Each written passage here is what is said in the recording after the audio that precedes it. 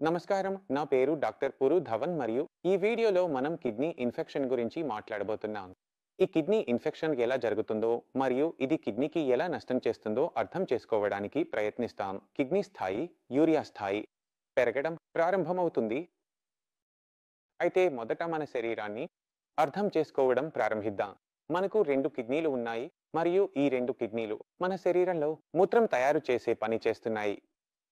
ఈ మూత్రం తయారవుతున్నప్పుడు మనం దాన్ని మొదట మన మూత్రాశయంలో నిల్వ చేస్తాము మరియు తర్వాత దాన్ని శరీరం నుండి బయటకు పంపిస్తాము. ఇప్పుడు ఏదైనా విధంగా, ఎందుకంటే ఇన్ఫెక్షన్ మన శరీరంలో అంత సులభంగా జరగదు, అది బయట ఉంది. ఏదైనా ఇన్ఫెక్షన్ మన శరీరంలోకి వెళ్ళి మన రక్షణ వ్యవస్థను దాటి పైకి చేరుకుంటూ మన కిడ్నీలోకి వెళితే అక్కడ అది వ్యాపించడం ప్రారంభించవచ్చు. అది అక్కడ వ్యాపించడం ప్రారంభిస్తే ఇన్ఫెక్షన్ కారణంగా అక్కడ పుస్ ఏర్పడడం ప్రారంభమవుతుంది. ఇప్పుడు ఈ పుస్ ఏర్పడటం వల్ల ఏమి జరుగుతుందంటే అక్కడ ఉన్న ఫంక్షన్ మరియు అక్కడి నిర్మాణం కిడ్నీ లోపల అది చెడిపోవడం ప్రారంభమైంది మరియు కిడ్నీ లోపల చెడిపోవడం ప్రారంభమైతే కిడ్నీ పనిచేసే సామర్థ్యం తగ్గడం ప్రారంభమవుతుంది. దీని కారణంగా కిడ్నీ బయటకు తీయాల్సినది, యూరియాను శరీరం నుండి బయటకు తీయాల్సినది, అది తీయలేకపోతుంది.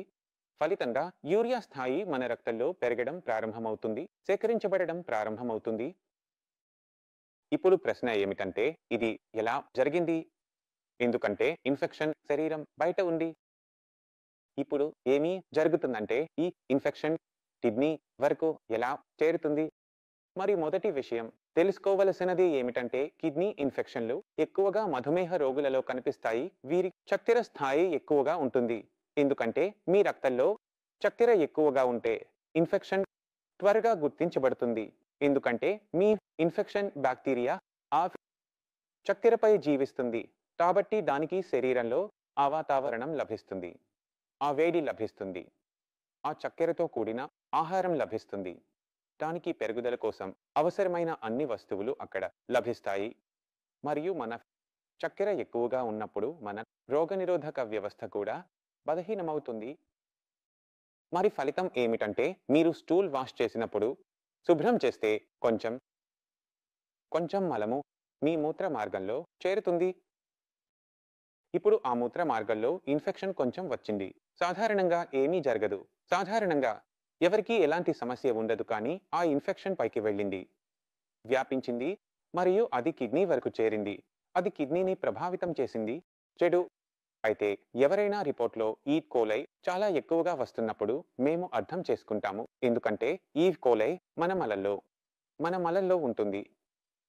ఇప్పుడు మన మూత్ర మార్గంలో అది కనిపిస్తే ఏమైంది అంటే అది బయట నుండి మన మూత్ర మార్గం ద్వారా పైకి వెళ్ళింది, మన మూత్ర మార్గంలోకి వెళ్ళింది. దీనిని మేము U.T.I అని కూడా అంటాము. రెండవది సంభవించేది రాయి. ఎవరైనా పత్రి ఉంటే, పత్రి పరిమాణం పెద్దదిగా ఉంటే, చాలా కాలంగా ఉంటే పత్రి లోపల ఇన్ఫెక్షన్ వచ్చే అవకాశాలు ఉన్నాయి. అది చాలా ఎక్కువగా పెరుగుతుంది. మరియు మీకు స్టోన్స్ ఉంటే స్టోర్లో స్థలం స్మూత్ కాదు, పర్ఫెక్ట్ సర్ఫేస్ కాదు, గడ్డలు ఉంటాయి.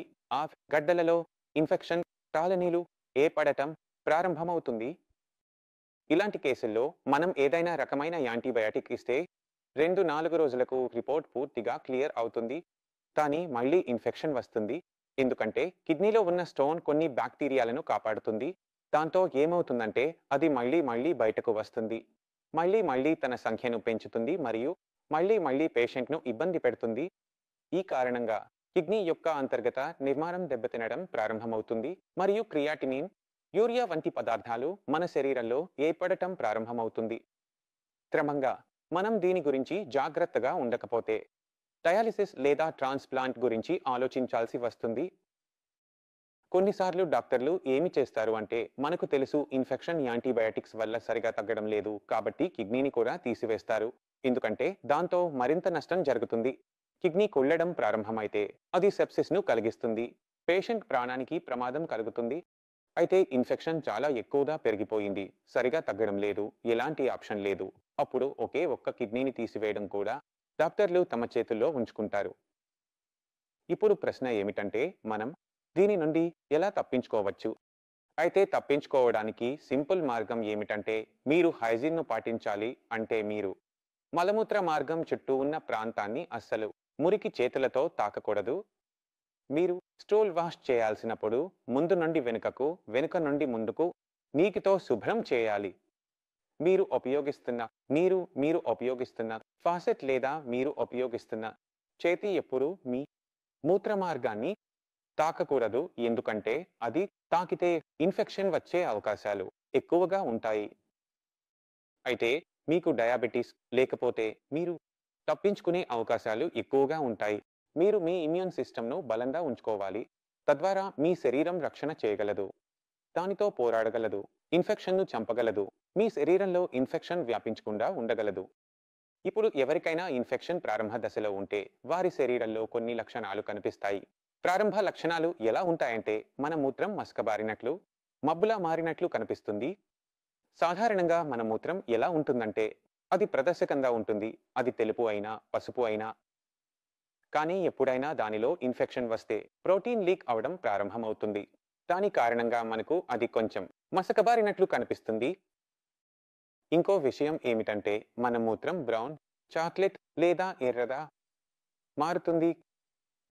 మీ మూత్రం తెలుపు కాకుండా ఏదైనా రంగులోకి మారితే అది ఇన్ఫెక్షన్ను సూచిస్తుంది. అంటే మీ శరీరంలో ఏదో తప్పు జరుగుతోంది మరియు ఇన్ఫెక్షన్ వచ్చే అవకాశాలు ఎక్కువగా ఉంటాయి. మీకు చాలా ఎక్కువ జ్వరం వస్తే 102, 103, 104 డిగ్రీల జ్వరం వస్తే అది ఇన్ఫెక్షన్ కారణంగా వస్తుంది మరియు హై గ్రేడ్ జ్వరం ఉంటుంది. అది కూడా ఇన్ఫెక్షన్ జరుగుతోందని సూచిస్తుంది. మీరు తరచుగా మూత్రం పోవలసి వస్తే అది కూడా మీ మూత్ర సంబంధిత వ్యవస్థలో ఏదో తప్పు జరుగుతోందని సూచిస్తుంది. కాబట్టి ఇవి చిన్న చిన్న లక్షణాలు. వీటిని గమనించాలి. ప్రతి ఒక్కరూ గమనించాలి. పేషెంట్ అయినప్పుడు మాత్రమే గమనించాల్సిన అవసరం లేదు. మీరు సాధారణ వ్యక్తి అయినా, ఆరోగ్యవంతమైన వ్యక్తి అయినా ఇన్ఫెక్షన్ మీకు రావచ్చు కదా. కాబట్టి ఈ విషయాలు మీకు తెలిసి ఉంటే వాటిని గమనించడం కూడా మీకు సులభం అవుతుంది. కాబట్టి ఈ విషయాలను గమనించండి, పరిశుభ్రతను పాటించండి. అప్పుడు ఇవి కనబడే అవకాశాలు తక్కువగా ఉంటాయి. కాబట్టి ఈ వీడియోలో కిడ్నీ ఇన్ఫెక్షన్ గురించి మీరు అర్థం చేసుకున్నారని నేను ఆశిస్తున్నాను. కిడ్నీ ఇన్ఫెక్షన్ ఎందుకు వస్తుంది, ఏ కారణాల వల్ల వస్తుంది, ఏ లక్షణాలు ఉత్పన్నమవుతాయి మరియు ఎందుకు కిడ్నీకి నష్టం కలుగుతుంది. ఇంకా మనసులో ఏదైనా సందేహం ఉంటే మీరు కూడా సంప్రదించవచ్చు. డాక్టర్ యొక్క పూర్తి బృందం ఉంది. ఇప్పుడు నేను మీతో వీడ్కోలు తీసుకోవాలనుకుంటున్నాను. మళ్ళీ తదుపరి వీడియోలో కలుద్దాం. అప్పటి వరకు నమస్కారం.